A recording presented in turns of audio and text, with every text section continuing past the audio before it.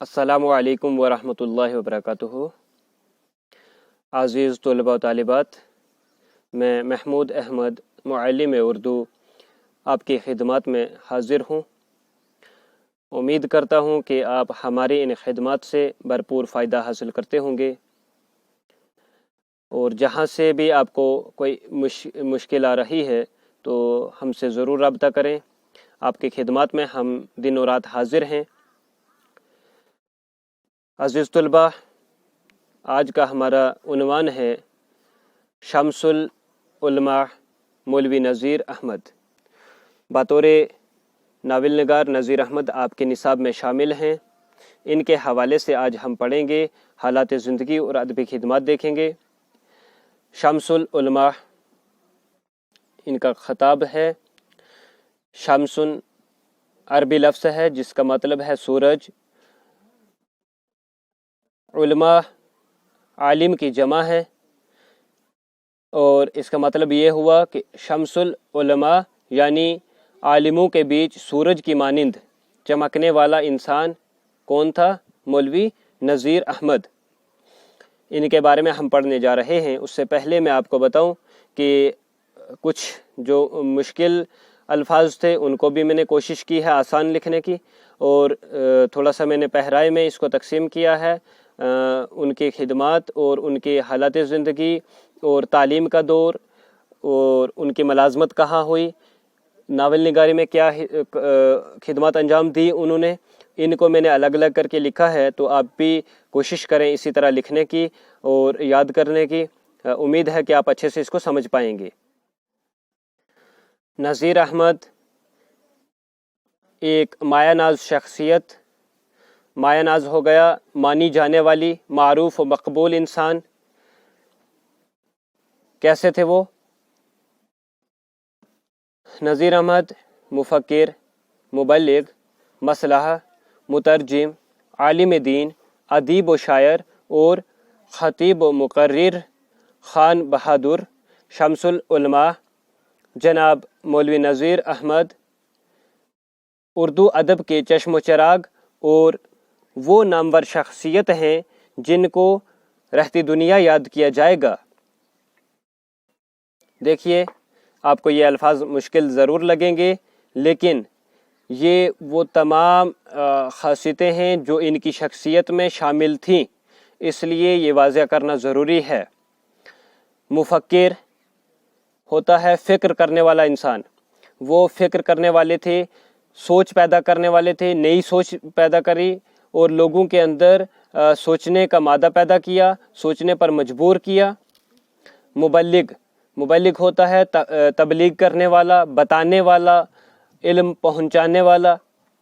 مسئلہ ہو گیا اصلاح کرنے والا، بتانے والا، تربیت کرنے والا، سکھانے والا۔ مترجم ہوتا ہے ترجمہ کرنے والا، کیونکہ انہوں نے بہت ساری قانون کی انگریزی کتابوں کے اردو میں ترجمے کیے ہیں، اس کے علاوہ قرآن کریم کا مکمل ترجمہ کیا ہے۔ عالم دین بھی تھے۔ دین ہوتا ہے جس طرح ہمارا دین اسلام ہے، دین کے عالم یعنی دین کی معلومات رکھنے والے۔ عالم ہوتا ہے جاننے والے تھے۔ ادیب و شاعر تھے۔ ادیب بولتے ہیں لکھنے والے کو، مصنف کو، جس طرح داستان، ناول، افسانہ وغیرہ لکھنے والے کو مصنف بھی کہتے ہیں، اور ادیب بھی۔ شاعر، شعر و شاعری کرنے والے۔ اور خطیب و مقرر تھے۔ خطیب بولتے ہیں خطاب کرنے والے کو۔ خطاب ہو گیا خطبہ دینا یا کسی سے انٹریکٹ ہونا، متوجہ ہو کر بات کرنا۔ آپ سے آپ کے استاد مخاطب ہوتے ہیں، مخاطب ہو کر بات کرتے ہیں، آپ کو خطاب کرتے ہیں۔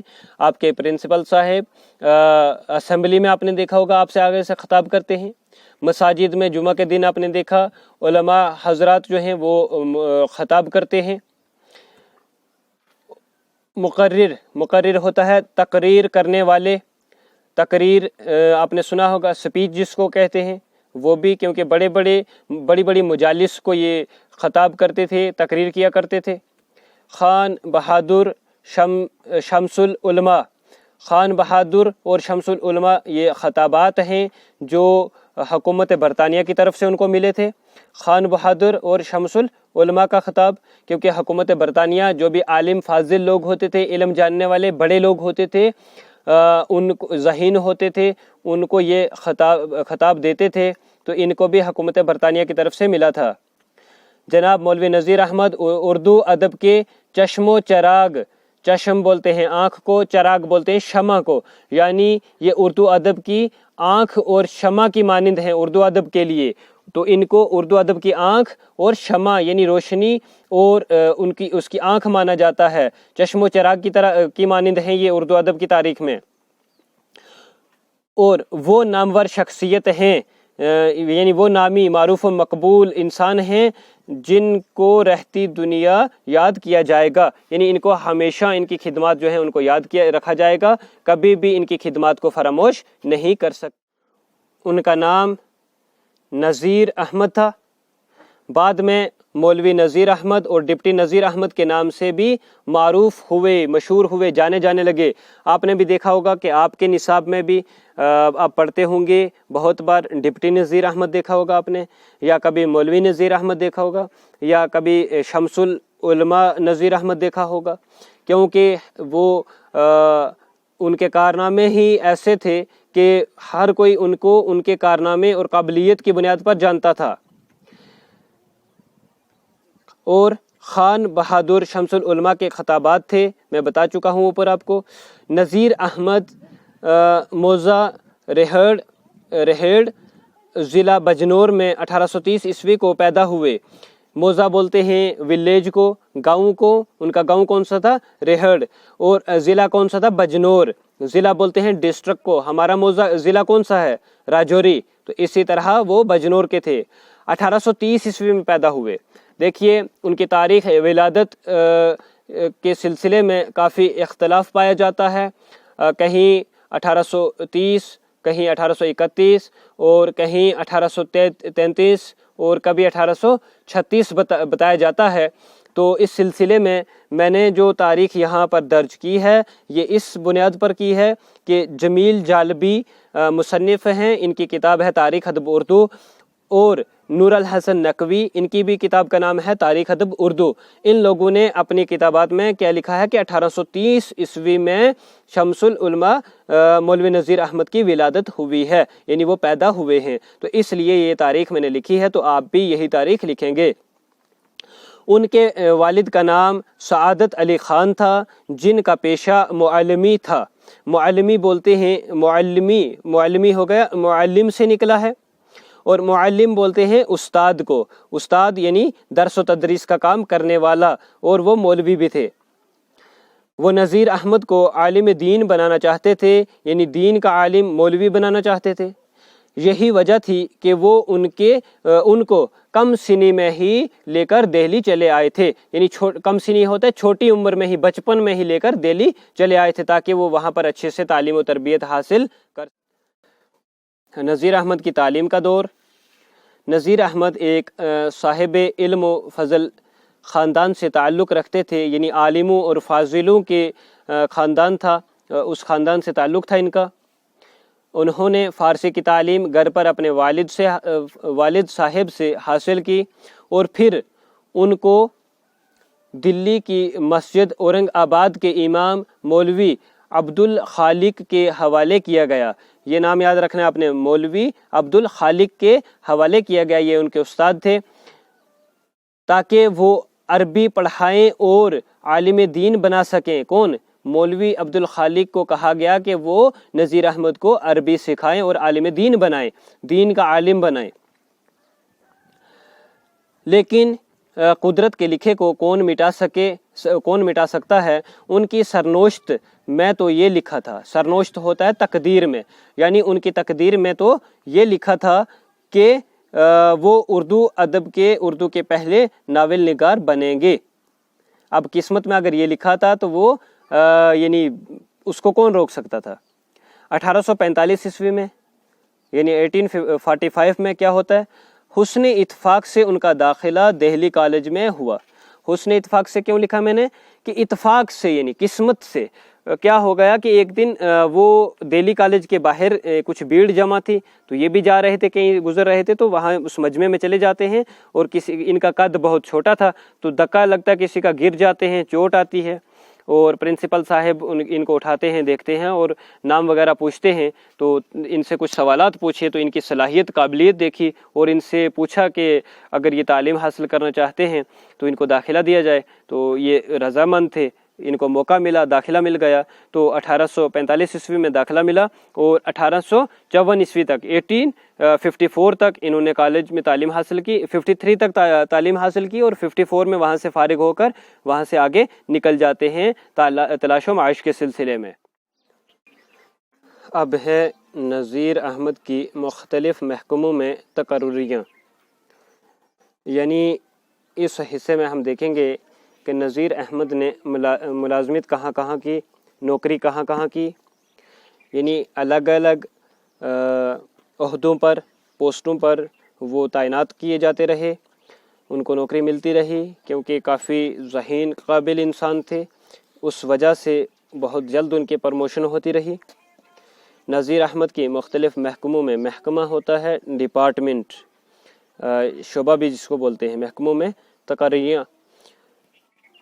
نذیر احمد نے 1854 عیسوی 1854 عیسوی میں محکمہ تعلیم میں، یعنی ڈپارٹمنٹ آف ایجوکیشن میں ملازمت اختیار کی۔ ملازمت کے دوران انہیں قانون کی مختلف کتابوں کا ترجمہ کرنے کا موقع ملا۔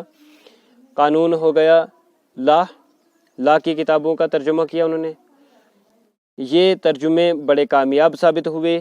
ان کی اس قابلیت کو دیکھ کر حکومت نے ان کو پہلے تحصیلدار اور پھر 1863 عیسوی 1863 میں ڈپٹی کلیکٹر کے عہدے پر فائز کیا۔ یعنی سب سے پہلے وہ جب کالج سے فارغ ہوئے تو 1854 عیسوی میں 1854 میں ان کو ڈپارٹمنٹ آف ایجوکیشن میں اپوائنٹ کیا گیا۔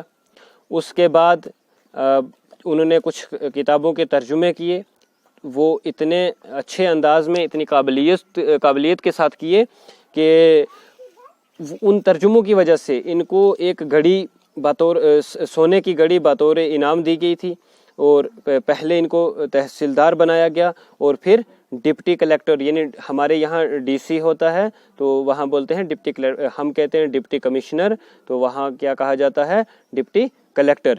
تو ڈپٹی کلیکٹر کی پوسٹ پر ان کو اپوائنٹ کیا گیا۔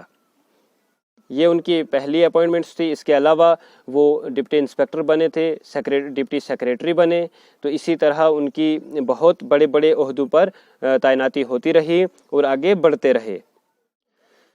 نذیر احمد کی ادبی خدمات، یعنی ادب کے حوالے سے ہم بات کریں گے اس حصے میں۔ ان کے ادبی کارنامے کیا کیا ہیں، کون کون سی کتابیں لکھی انہوں نے، کیا کیا کام کیے، ادب میں کیا خدمات انجام دی، وہ دیکھیں گے۔ نذیر احمد کی ادبی خدمات کا کوئی شمار نہیں، لیکن دنیا ان کو اردو ناول نگار کی حیثیت سے یاد کرتی ہے، اور آپ کو بھی معلوم ہے کہ آپ کے نصاب میں ڈپٹی نذیر احمد بطور ناول نگار شامل کیے گئے ہیں۔ 1868 عیسوی میں 1868 میں وہ جالون پہنچے۔ جالون ایک جگہ کا نام ہے، کیونکہ ان کی الگ الگ جگہوں پر پوسٹنگ ہوتی رہی، تبادلہ ہوتا رہا، تو وہ جاتے تھے۔ اس وقت ان کے بچے تعلیم حاصل کرنے کے قابل ہو چکے تھے۔ یاد رہے کہ ان کے 3 بچے تھے، ایک لڑکا اور 2 لڑکیاں تھیں، اور ان کی میں نے بتایا نہیں آپ کو کہ شادی کے ساتھ جڑا ہوا ایک خاص واقعہ ہے جو یہ بیان کرتے ہیں کہ جو مولوی عبدالخالق تھے، ان کی پوتی کے ساتھ ان کی شادی ہوئی تھی، اور وہ پوتی وہی تھی کہ جب ڈپٹی نذیر احمد پڑھائی کے دوران وہاں رہا کرتے تھے، ایک تو ان سے بہت زیادہ مسالے پسوایا کرتی تھی، اور جب کبھی ان کا ہاتھ رک جاتا تھک کر تو وہ پتھر کے ساتھ ہاتھ پہ مارا کرتی تھی، اور بہت زیادہ ان کو ستایا کرتی تھی۔ تو یہ وہی عبدالخالق کی پوتی ہے کہ جن کے ساتھ بعد میں ان کا ان کی شادی ہو جاتی ہے. ان کی ایک اور شادی ہوئی تھی لیکن بعد میں وہ طلاق ہو جاتا ہے. تو وہی جو عبد الخالق کی پوتی تھی ان سے ان کو 3 بچے ہوتے ہیں. تو وہ جب تعلیم کے قابل ہو جاتے ہیں تو نذیر احمد کو اپنے بچوں کی تعلیم کے لیے کوئی معیاری کتاب نہ ملی تو انہوں نے خود بچوں کے لیے کتابیں لکھنے کا ارادہ کیا. یعنی وہ چاہتے تھے کہ ایسی کتابیں لکھیں کہ جن سے بچوں کا شعور بڑھے، ذہنی طور پر بچے جو ہیں ان کا شوق بڑھ جائے اور اخلاقی قدریں اصلاح ہو بچوں کی. تو وہ ایسی کتابیں لکھنا چاہتے تھے. یہی وہ وجہ تھی جس نے نذیر احمد کو ناول نگار بنایا. نذیر احمد نے 3 اصلاحی کہانیاں لکھنا شروع کی. اصلاحی کہانیاں وہی ہوتی ہیں جن میں اصلاح کی گئی ہو، درستی، یعنی دوسروں کو سکھانا، غلط باتیں جو ہوتی ہیں، خامیاں ہوتی ہیں، ان کو دور کرنا، زندگی کو کس طرح سے جیا جائے وہ سلیقہ طریقہ سکھانا. لڑکیوں کے لیے میرات العروس اور منتخب الحکایات یہ 2 کہانیاں، اور لڑکے کے لیے چند پند، یہ کتابیں بچوں کے لیے بڑی مفید ثابت ہوئیں. اور بعد میں یہ بہت سارے نصاب ایجوکیشنل بورڈز نے اپنے نصاب میں شامل بھی کی تھیں کیونکہ یہ کافی زیادہ مفید کتابیں تھیں، بچوں کی اصلاحی کتابیں تھیں. ان سے بچوں کو بہت زیادہ فائدہ ہو رہا تھا. نذیر احمد باحیثیت ناول نگار کہ ناول نگاری میں ان کا کیا رول رہا، یہ چیز دیکھیں گے اس حصے میں ہم. نذیر احمد اردو ادب کے پہلے ناول نگار ہیں. انہوں نے 1869 عیسوی میں میرات العروس لکھ کر اردو ناول نگاری کا آغاز کیا. آپ کو یہ یاد رکھنا ہے، یاد رکھنے کی بات ہے، ہمیشہ یاد ہونا چاہیے کہ اردو کے سب سے پہلے جو ناول نگار تھے وہ ڈپٹی نذیر احمد ہیں. اور کون سا ناول لکھا؟ میرات العروس. کب لکھا؟ 1869 عیسوی میں. اور یہ بات بھی یاد رکھنا کہ ہم کہتے ہیں کہ داستان کا زوال اس وجہ سے ہوا کہ لوگوں میں ذہنی بیداری آئی، یعنی لوگ سائنس کی طرف بڑھ گئے توجہ کی اور حقیقت کی دنیا کی طرف بڑھنے لگے، اس لیے داستان کو زوال آیا. تو یہ وہی لمحہ ہے، وہی وقت ہے کہ جب ڈپٹی نذیر احمد نے اردو داستان سے کنارہ کشی کر کے اس کے پنے کلوز کرتے ہوئے آگے بڑھ کر ناول نگاری کا آغاز کیا ہے. تو جیسا آپ اوپر یہ پہلے سن چکے ہیں کہ اصلاحی اور تربیتی کہانیاں، انہوں نے اخلاقی کہانیاں لکھنا شروع کی تھیں. وہ چاہتے تھے کہ جن میں بدلاؤ ہو، زندگی کے بارے میں ہو، تو وہ ایسی کتابیں ہوں. تو وہی کتابیں جو تھی انہوں نے اردو ناول نگاری کا آغاز کیا. ان میں نام آتا ہے میرات العروس کا. تو یہ اردو کا پہلا ناول ہے. ان کے کل 7 ناول ہیں: بنات النعاش، توبۃ النصوح، فسانہ مبتلا، ابن الوقت، ایامی اور رویائے صادقہ. توبۃ النصوح ان کا شاہکار ناول ہے. یہ 7 ناول تھے ان کے، جن کی وجہ سے وہ اردو دنیا میں ابھی تک ان کو دنیا یاد کرتی ہے اور یاد کرتی رہے گی. سب سے پہلا ناول میرات العروس ہے اور سب سے مقبول ترین توبۃ النصوح ہے. اور مختصر طور پر ہم یہ کہیں گے کہ مولوی نذیر احمد اردو ادب کے نامور ادیب تھے جو 1912 عیسوی میں دنیا فانی سے کوچ فرما گئے. اردو ادب کی تاریخ میں ان کی خدمات کو ہمیشہ یاد رکھا جائے گا کیونکہ ان کی خدمات ناقابل فراموش ہیں، کبھی بھی ان کو بھولا نہیں جا سکتا. ایسا کارنامہ ہے جب تک اردو ناول کا نام نہیں لیا جائے گا، سب سے پہلے ناول نگار کا نام نہ آئے گا، تب تک جو ہے ناول نگاری کی اور بالخصوص اردو ادب کی تاریخ مکمل نہیں ہوتی. تو اس حوالے سے یہ تھے مولوی نذیر احمد. ان کو پڑھنا اس لیے ضروری ہے کہ یہ بطور ناول نگار آپ کے نصاب میں شامل ہیں اور اردو کے پہلے ناول نگار بھی ہیں. تو اچھے سے پڑھیے، یاد رکھیں، جہاں سے مشکل آئے تو ضرور رابطہ کریں. اسی طرح پوائنٹس میں ہائی لائٹ کر کے بہترین انداز سے اپنی نوٹ بکس پر تحریر کریں اور یاد بھی کریں. اللہ حافظ.